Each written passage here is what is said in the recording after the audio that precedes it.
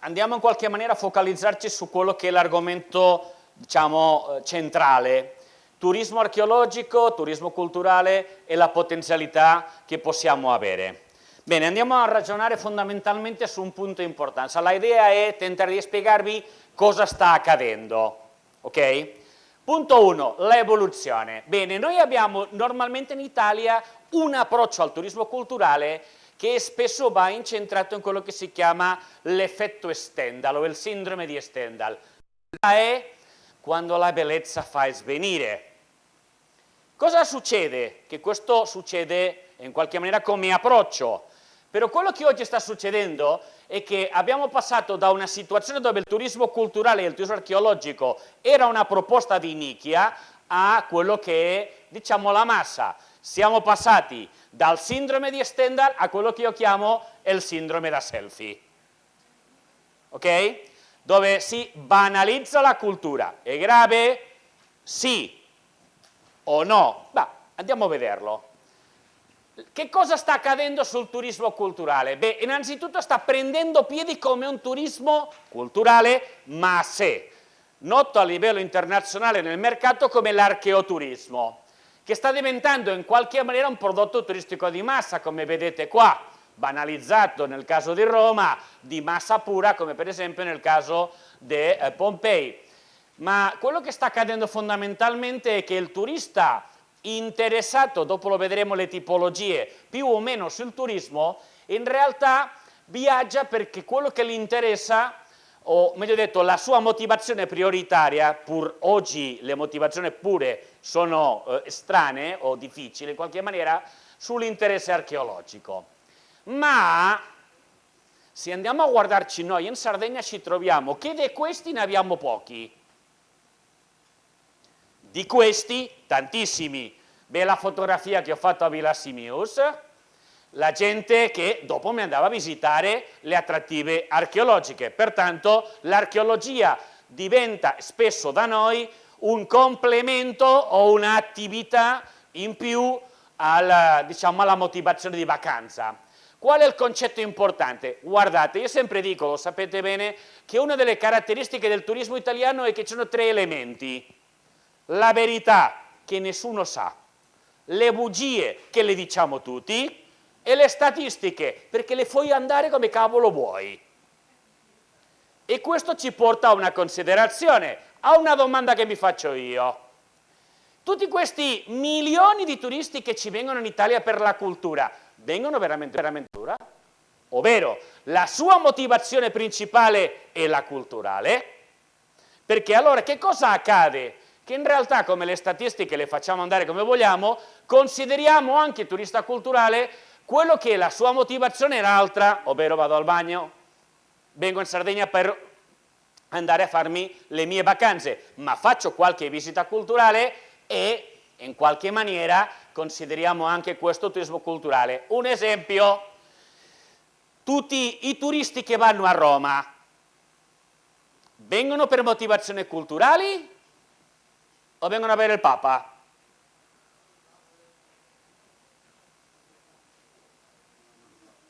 I brasiliani, gli argentini che vengono là, a cosa vengono? Perché Roma è Roma o perché in Roma c'è il Papa? Pertanto che cosa vi sto dicendo? Dobbiamo avere in qualche maniera la mente aperta per capire che cosa è il turismo archeologico e come costruire e strutturare una proposta turistica, culturale o archeologica che possa avere dei risultati. Allora, che cosa è l'archeoturismo? L'archeoturismo è una modalità specifica di turismo culturale nel quale l'archeologia è l'elemento centrale, pertanto l'interesse. E quali sono gli elementi fondamentali per costruire una proposta di archeoturismo? 3. I siti archeologici, i musei archeologici e anche i monumenti. E dopo vi arriveranno delle sorprese, perché il turismo culturale al vecchio concetto è questo. Lo diceva l'Organizzazione Mondiale del Turismo nel lontano 85, un'altra era, un movimento di persone che obbediscono alle motivazioni essenzialmente culturali come viaggio di studio eccetera eccetera. Bene, questo signori non c'è più. Perché c'è questo? è il turismo che offre l'opportunità ai turisti di conoscere, imparare e sviluppare la sua propria conoscenza attraverso la visita a luoghi storici, artigianato. Stiamo ragionando, signori, a 360 gradi. Qui ragionavamo a 15 gradi, qui ragioniamo a 360. E questo ci porta anche a un concetto fondamentale, che è quello che vediamo qua: raccogliere nuove informazioni e esperienze per soddisfare i suoi bisogni culturali. Concetto importante per noi operatori turistici. Noi, io voglio, penso, vorrei, non corrisponde in assoluto ai bisogni culturali del turista, è un altro mondo. Per essere competitivi, come al solito, dobbiamo cominciare a guardare il mercato, non più noi. Perché che cosa succede? La rottura dei paradigmi, ovvero il turismo culturale e archeologico in senso stretto è fondamentalmente questo: guardo, e io che sono quello che ha il museo, il reperto, eccetera, sono superiore a te perché ti faccio un approccio assolutamente, come dire, elitario alla conoscenza, ovvero se non hai 3 lauree sei un disgraziato, non meriti la mia attenzione. Ok? Oggi il mercato ragiona in modo diverso, ovvero turismo archeologico ampio raggio, vuol dire approccio divulgativo e a facilitare la comprensione di quello che è la cultura o l'esperienza culturale. Quello che io dico spesso: facciamo le cose a prova dei deficienti. Ok? E in questo caso concreto, quello che vedete qua non è altro che un sito archeologico studiato, messo a posto, eccetera. Quando hanno finito di capire tutto, stiamo parlando di cultura celtica, lo hanno ricostruito. Perché? Perché le fondamenta non dicevano niente, non potevi raccontare l'esperienza, la cultura, eccetera. Pertanto si lavora fondamentalmente con una logica a facilitare la comprensione dell'offerta archeologica. Allora capiamo che come si misura in qualche modo, o che cosa rappresenta. Il turismo culturale soltanto incentrato sulla cultura e patrimonio, il classico, rappresenta a livello mondiale il 15% dei viaggi culturali.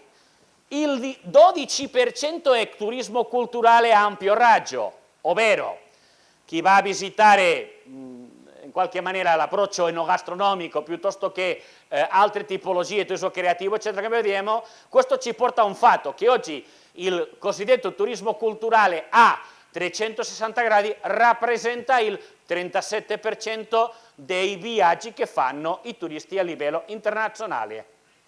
Cosa vuole dire questo?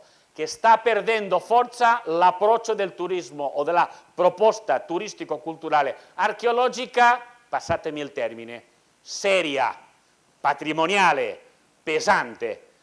Quello che oggi è in crescita, e lo vedremo dopo, è un approccio verso il touristainment, verso la comprensione, verso l'esperienza, verso la partecipazione. Allora andiamo a vedere la materia prima del turismo archeologico. Allora teoricamente facciamo sempre un errore: considerare che una risorsa archeologica è un'attrattiva.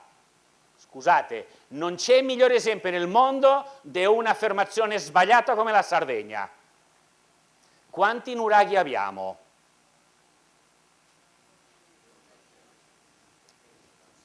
E qualcuno che ancora non abbiamo trovato. Ok? Se io ho un nuraghe, non vuole dire che questo mi porta ai turisti, lo stiamo vedendo. Ok? Pertanto, non tutto quello che noi abbiamo serve per attirare turisti. Punto 1. Sembra certo, ma non lo è.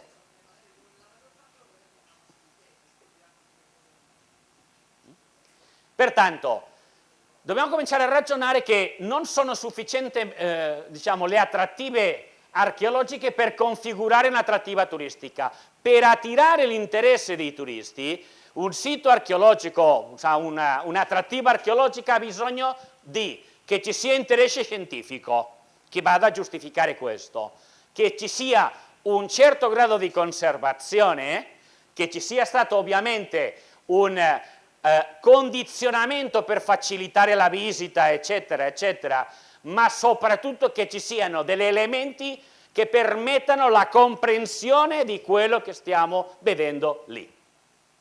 Non tutti i turisti hanno 3 lauree, anzi la maggioranza non le hanno. Pertanto l'elemento fondamentale oggi è facilitare la interpretazione e la comprensione, ma che ci siano dei servizi improntati all'attività, all'esperienza turistica attorno. Se ci sono questi elementi, si può cominciare a ragionare in configurare un'attrattiva archeologica e in potenziale attrattiva turistico-archeologica. Ovvero, questo ci porta a capire qual è la materia prima. Una materia prima la vedete qua. Questo è un nuraghe? Bravissimo, un talaiot. Signori, non siamo le unici a avere culture preistoriche, ok? Qui che cosa succede? Questo è Minorca, osservate i cartelli. Comprensione. Osservate il recinto, condizionamento. Pertanto andiamo a ragionare sulle risorse archeologiche reali. Che offerta abbiamo oggi in Europa? Beh, in Europa l'offerta archeologica è fatta da siti, parchi archeologici che abbiano già una gestione turistica. 1, 2. Ovviamente gestione turistica che d'accordo con la gestione culturale riesce a trovare un equilibrio perfetto, come vedremo dopo con 2 casi, sulla preservazione e conservazione e la messa in valore, ma allo stesso tempo a poter fornire servizi turistici con i quali costruire un'offerta turistica attrattiva. Ci sono ovviamente i musei archeologici, ma anche oggi, lo vedremo dopo velocemente, il fatto che si sta andando verso non più i musei, sino i centri di interpretazione del patrimonio, ma anche itinerari archeologici strutturati sotto un elemento, un asso tematico, Rotta dei Fenici, Celtiberi, eccetera, eccetera. Eventi e rievocazioni realizzate all'interno di spazi, monumentalizzati o anche i propri siti archeologici. Su questo molti archeologi gli viene i brividi, ma è la tendenza e funziona. E soprattutto turismo esperienziale del tipo archeologico, vado a scavare, eccetera, eccetera. Andiamo a vedere dei casi. Quali sono le tipologie di prodotto e destinazioni archeologiche? Perché ci sono delle destinazioni concrete dove il prodotto attrattivo di base è l'archeologia. Abbiamo i siti scavati e aperti alle visite, Pompei, siti scavati e condizionati, ne abbiamo qualcuno per fortuna in Sardegna, i cosiddetti parchi archeologici, i siti ricostruiti, i parchi di storia ricreati e quello che sono i parchi tematici piuttosto che musei vivi legati all'archeologia, e anche i campi di battaglia sono anche un'attrattiva turistica. Beh, la materia prima, siti scavati e aperti alle visite. In Italia abbiamo Sibari, Pompei, eccetera, eccetera, soprattutto quelli più o meno condizionati. Ma abbiamo anche i parchi archeologici, l'esempio più facile in qualche maniera è la Valle dei Templi, ma dove cominciamo già a fare della fatica è all'offerta di siti ricostruiti, come vedete questo qua in Calafell, come vi dicevo prima, che a partire di aver analizzato eccetera, ci hanno lavorato in creare un'attrattiva turistica. Ma se andiamo avanti ci troviamo casi come Archeon, ovvero che non è altro che siti ricostruiti totalmente artificiali, con una visione assolutamente di comprensione, dove hai la visita ma hai anche la scenificazione per poter capire. Qui non stiamo parlando di pagliacciate, stiamo parlando di ricostruzioni seriose, eccetera, eccetera. E anche quelli che sono parchi tematici puri, che non hanno niente a che vedere, tutto inventato, ma funziona. Bene, ma non dimentichiamo anche un nuovo tipo di turismo archeologico, quello dell'archeologia industriale. Noi ne abbiamo tantissima potenzialità, nel caso concreto nostro del Geopark in Sardegna sulla mineria, che più o meno questa è la nostra offerta. Cosa vedete qua? E qua? È lo stesso. Questo è Sardegna, questi sono esempi di mine dove ci sono delle partecipazioni, esperienze, prodotti turistici, mine di sale, carbone, eccetera, eccetera. Pertanto approccio all'utilità per costruire prodotto turistico. Andiamo a vedere allora che cosa è in conseguenza una destinazione turistico-archeologica, che non è altro che un territorio, un ambito nel quale l'archeologia è il principale argomento di vendita, in Italia lo diremo promo commercializzazione, perché ci sono risorse archeologiche messe adeguatamente in valore con ottica turistica, pertanto collaborazione logica fra cultura, conservazione e sfruttamento turistico, ovvero ci sono risorse archeologiche con offerta di servizi turistici che permettono la fruizione, la comprensione e l'esperienza turistica, culturale e archeologica. E che cosa dobbiamo cominciare a ragionare? A ragionare sul nuovo turismo culturale, da una logica, da un interesse che il mercato aveva per le attrattive culturali, alla logica oggi anche, lo diceva prima in modo diverso Armando, sugli eventi, ovvero stiamo arrivando a inventarci eventi fintamente culturali che sono visti dal mercato, dai turisti, come puro intrattenimento. Ok? Questo non è avere la cultura come risorsa principale per attirare. Il mercato dove sta andando? Fondamentalmente da una vecchia logica di conservazione alla logica della interpretazione e la divulgazione, ovvero la discesa dell'interesse per i musei, l'incremento dell'interesse del mercato della domanda per i cosiddetti centri di interpretazione e scoperta. Che cosa sono? Questo che vedete qua. Qui non è altro che la riproduzione della grotta preistorica più antica che abbiamo in Europa. Fino a 10 anni fa si poteva entrare, io ci sono andato. Il problema è che migliaia e migliaia di persone stava portando ovviamente problemi di conservazione. Risultato, chiusura, e esattamente accanto si è costruito questo, che non è altro che una riproduzione assolutamente fidedigna. Vabbè, ok. Non sono molto intelligente, come sapete. Vuol dire che è il caso con questo della neocuva, o anche, sai, il concetto del centro di interpretazione è ti do tutti gli elementi per capire, per iniziare a vedere, perché se io vado su un museo, esempio che abbiamo qua, bellissimo, però se non sono un super appassionato in archeologia, eccetera, gli oggetti mi trasmettono poco, c'è la targhetta che mi dice delle cose, ma, ok, sì, oltre non sempre. Il mercato oggi sta andando su questa logica, voglio capire, voglio comprendere. Non dimentichiamo una cosa che dicevamo ieri, la generazione Z ha 8 secondi di capacità di concentrazione. Sono abituato a che mi sparino addosso. Per noi è finita. Sa che cosa vuol dire questo? Fare facile le cose alla gente, non vogliamo sforzi.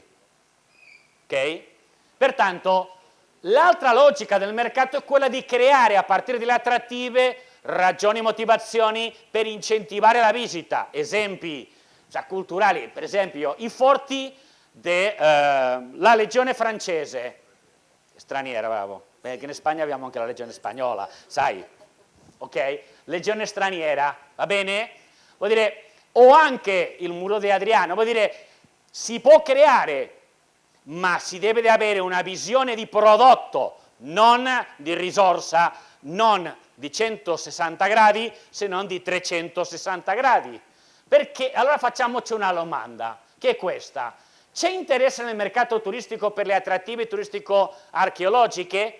Tradotto, possiamo attirare i turisti in Sardegna? E chi l'ha detto? Voi date per scontato un sacco di cose. Perché? La risposta è sì. 3 esempi. Machu Picchu, da 70.000 visitato nel 91 a 1,2 milioni.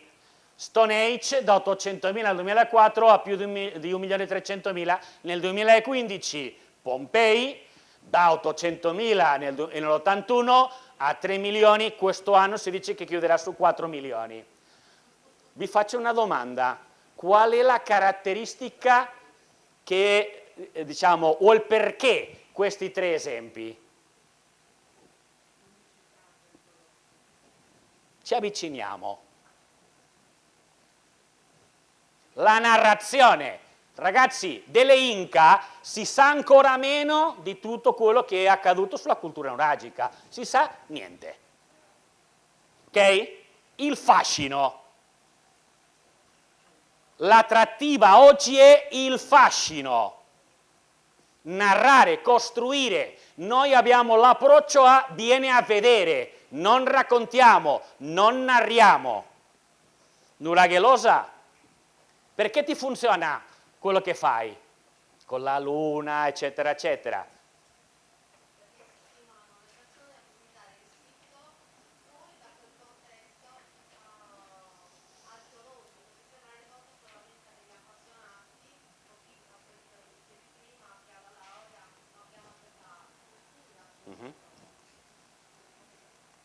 Allora, come sono i turisti culturali / archeologici? 3 tipi. Il minore è il motivato all'archeologia, ovvero viaggio perché la mia motivazione principale è culturale archeologica. A livello internazionale rappresenta dall'8 al 10% dei turisti culturali. Bene, abbiamo quello ispirato della cultura, ovvero quello che in qualche maniera fa la sua scelta considerando anche l'interesse per tutto quello che è culturale, il visitatore di Roma o anche quello di Venezia. Voglio dire, dove ci andiamo fondamentalmente a visitare tutto quello che sono le attrattive più famose e che le scegliamo a partire dalla notorietà, a volte anche delle mode, eccetera, eccetera. Beh, qui stiamo ragionando più o meno fra il 30 al 40%, ma più del 50% dei turisti sono quelli incuriositi che passavano per caso. Ovvero, vengo in Sardegna a farmi la mia vacanza a Villa Simios e un giorno devo andare a vedermi qualche nuraghe, se no farmi la foto, il selfie. Purtroppo. Pertanto noi dobbiamo considerare che non è un turista culturale motivato, se non che è occasionale. Devo cominciare a far capire a questo l'importanza di quello che è e devo raccontarselo, devo di narrare. Perché c'è la trasformazione della domanda, ovvero come sono le caratteristiche del turismo culturale oggi. Dalla logica del diciamo, il turista che viaggia, fa scelte per l'interesse, per l'approfondimento, eccetera, a molti per l'opportunità. Ah, c'è una mostra interessante, ma io c'ero lì per altro, ci vado. Ah, c'è questo, lo sapevo, ci vado. Ma soprattutto, e questo è importante, alla logica di ah, ho visto, ci sono stato. Logica di selfie. E quali sono le nuove domande del turismo culturale? In qualche maniera Armando Perez le ha detto già. Beh, fondamentalmente partecipare a eventi per capire le tradizioni locali, eccetera, eccetera, ma anche la ricerca di autenticità e di unicità con la partecipazione a attività artistiche e creative, soprattutto la ricerca e esplorazione di attrattive culturali poco conosciute. E questa è un'opportunità, ma devo di essere capace di costruire una proposta che vada a soddisfare i bisogni di questi clienti, ma anche a partecipare a esperienze culturali. E arriviamo a un punto importante, i nuovi turisti culturali. Bene, ci sono nuove tipologie di turisti, millennials, generazione Z, eccetera, eccetera. Noi non dobbiamo dimenticare che mentre i vecchiotti come il sottoscritto e alcuni di voi, sai, i cosiddetti baby boomers, Abbiamo studiato con i libri, abbiamo dovuto sviluppare l'immaginazione, eccetera, eccetera. I nativi digitali sono gente di immagini. Dico bene?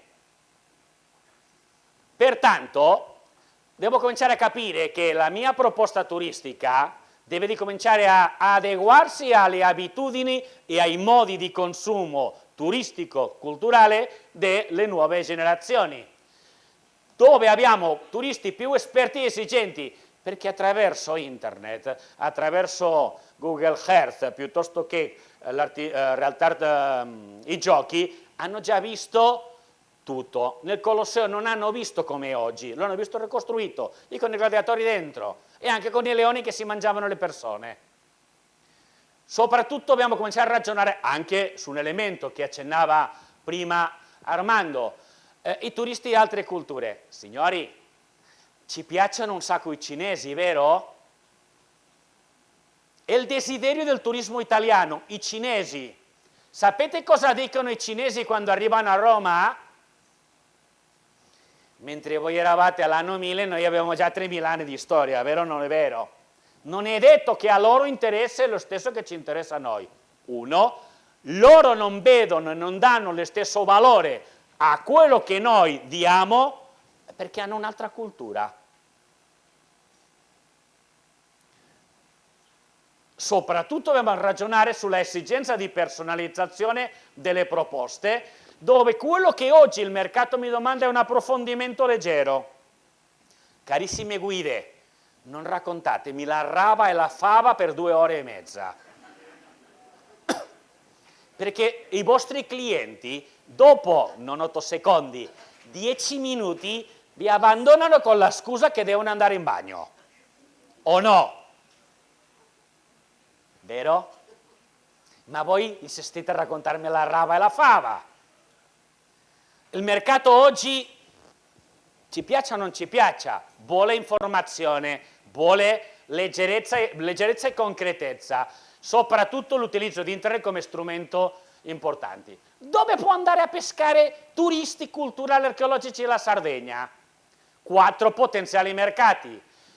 Quelli che sono i turisti culturali effettivi, ovvero quelli che in qualche maniera sono interessati nel mondo turistico archeologico piuttosto che culturale, che già visitano i musei, siti archeologici e eventi, sono consapevoli che ci siamo, bene, ma c'è tantissimi che sono anche interessati, ovvero i turisti culturali potenziali, che sono motivati e che potrebbero decidere di venire. Qual è il problema? Che non sanno che noi esistiamo. Non sanno che noi abbiamo i nuraghi, la cultura nuragica, Monteprama, eccetera, eccetera. Cosa devo di fare? Andare a identificare chi sono, andare a ricercarli e fargli delle proposte. Perché se gli interessa loro la cultura e l'archeologia, hanno una vasta offerta. Quelli che mi vanno a vedere Petra, piuttosto che i Talaiots, eccetera, possono o non possono essere interessati a venire da noi? La risposta è sì. Allora la mia domanda è: cosa aspettiamo a non andare a pescarli? Terzo mercato, i turisti non culturali, ovvero i turisti motivati da altro, quelli che mi vengono per il mare. Ad esempio, cosa devo fare? Sedurli, fare le proposte, devo di vendere le esperienze archeologiche o turistico-archeologiche, non venire a vedermi le pietre. Dov'è il mio amico delle pietre? Ehi, ciao! Ieri pensavo che mi buttavi una pietra in aereo. Ribadisco, lui lo sa perché lo prendo in giro, ma sa che gli voglio bene. Lui è come voi, è l'esempio del sardo. Ha la pietra nella pancia, e è giusto. Il problema, non perché ti pesa la pancia, perché forma parte del tuo DNA, il problema è che lui, ci abbiamo provato un sacco di volte, lui tenta di raccontarmi qual è il problema, che non lo racconta nel linguaggio o nel modo nel quale a me mi può sedurre. Ok? E c'è un quarto mercato, che è questo importante, la new generation, ovvero la gente che è in internet. Lì c'è il mio amico insopportabile, che io chiamo impresentabile. Lui è l'esempio, è uno che vive all'interno di internet, ma tantissima gente. Pertanto io posso andare a identificarli e a dargli informazione attraverso la geolocalizzazione a realtà aumentata per interessarli, perché scelgano la Sardegna come destinazione alle mie proposte archeologico-culturali, ma devo lavorare facendo narrazione e utilizzando le tecnologie.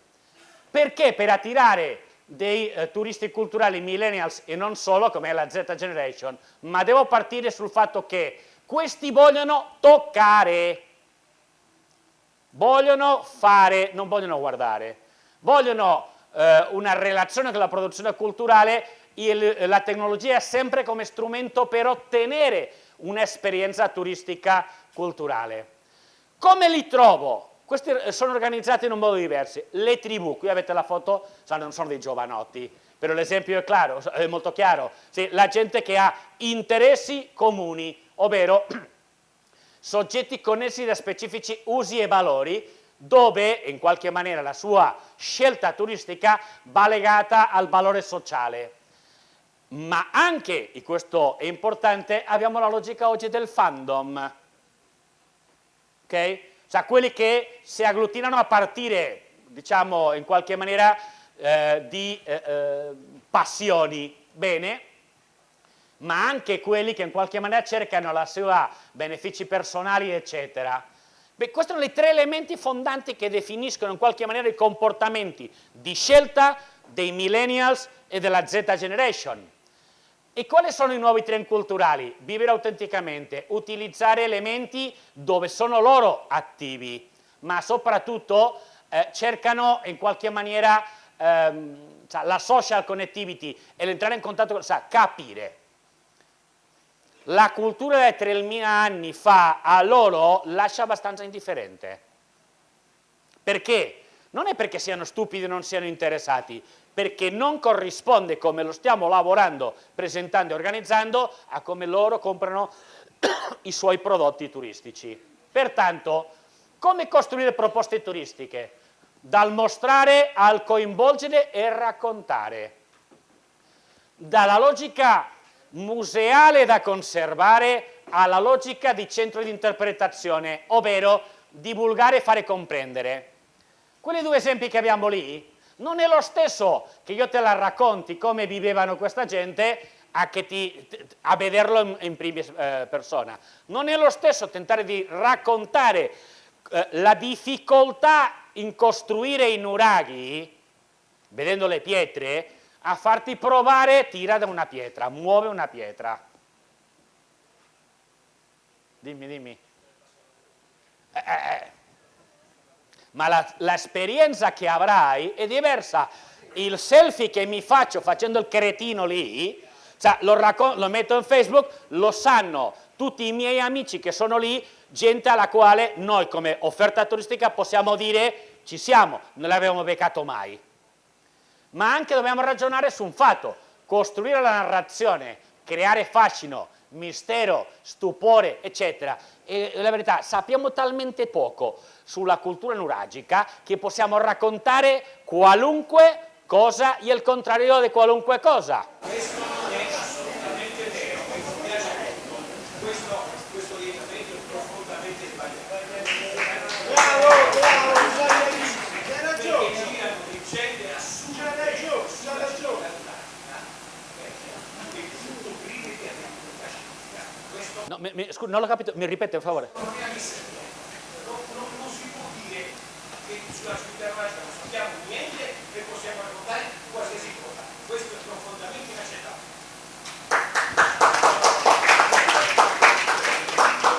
Mi scuso per averla offeso. Ha offeso la città nostra.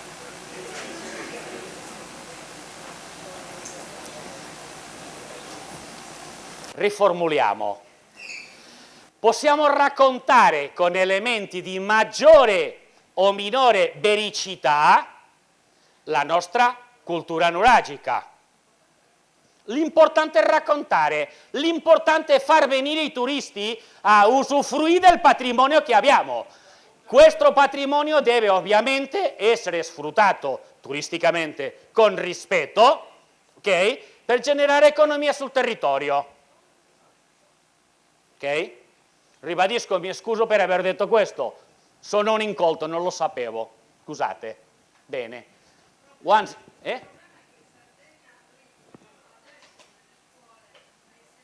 La cultura nuragica, ma chi viene da Roma, chi viene da New York non lo sa.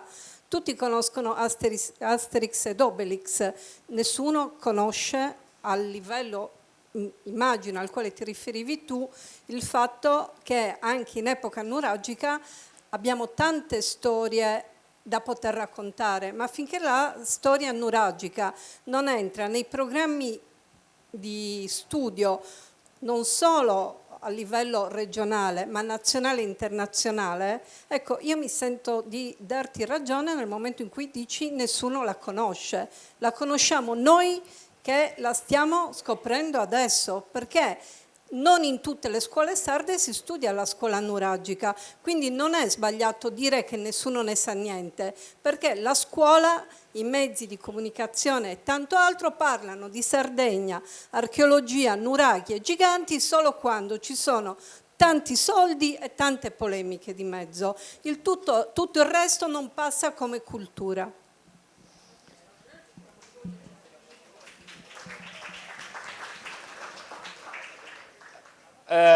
Ovviamente il mio compito è attirare dei turisti in Sardegna, dovrebbe essere. Pertanto il mio ragionamento non deve essere quello che conosciamo noi, che non lo metto in dubbio. Il problema è che io devo di interessare ai turisti perché vengano qua. È vero, hai ragione, in Germania non sanno niente della cultura nuragica. In Inghilterra stiamo parlando del turista normale, non il professore universitario, ok? Pertanto, qual è il mio obiettivo turisticamente? Costruire la narrazione, creare fascino, mistero o stupore. Perché? Perché queste sono le leve che oggi il mercato turistico, o con le leve con le quali il mercato turistico reagisce. E come devo lavorare per costruire queste proposte? Innanzitutto, tutte le attrattive culturali possono essere un prodotto turistico, sempre quando abbiano le caratteristiche e le abbiamo creato adeguatamente, ma soprattutto desmitificare la frontiera fra cultura e turismo, ma anche valorizzare allontanandoci dai sentieri battuti e utilizzare il visuale più che il verbale o l'escritto. Il concetto, cioè, il turismo culturale, oggi il mercato sta andando più avanti di quello che siamo noi, ma anche costruire narrativa. E qual è la differenza diciamo, per costruire le proposte turistiche? Qui avete due esempi. Questo qua, nella Provence, vecchia cava assolutamente abbandonata. Cosa mi hanno fatto questi? Quello che vedete lì sotto, e sfruttano all'interno le pareti per proiettare e far conoscere le opere di Van Gogh. Sono il Lumière puro, 480.000 visitatori anno. O, lo vedrete dopo, esempi Vidonisa, eccetera, eccetera, con la logica di riproduzione che ti permettono in qualche maniera capire direttamente l'ambito che stiamo lavorando. Visione open di tutto quello che può essere un'attrattiva culturale, ovvero le stazioni della metro di Napoli stanno diventando l'attrattiva culturale di quel territorio, come anche le street art, eccetera, eccetera, ma soprattutto costruire le proposte utilizzando la tecnologia, come vedete qua, ne parlano più tardi degli esperti su questo, ma anche dobbiamo ragionare su un elemento importante, la identità locale che deve essere fondamentalmente creata a partire dell'autenticità, la memoria dei luoghi, ma raccontata perché il cliente me la capisca, ma anche utilizzando le tecnologie per, come abbiamo visto degli esempi, capire, comprendere e avere delle esperienze all'interno delle attrattive culturali. Qui abbiamo degli esempi, come anche diciamo, il far girare i turisti alla scoperta del patrimonio architettonico, archeologico, eccetera, dei territori. O anche, come in questo caso concreto, nella Valle di Fonvaux, dove sei tu in qualche maniera che tenti di riprodurre sui muri quelli che erano le affreschi che c'erano e che oggi non ci sono più, ma che sono stati in qualche maniera ricreati dagli archeologi.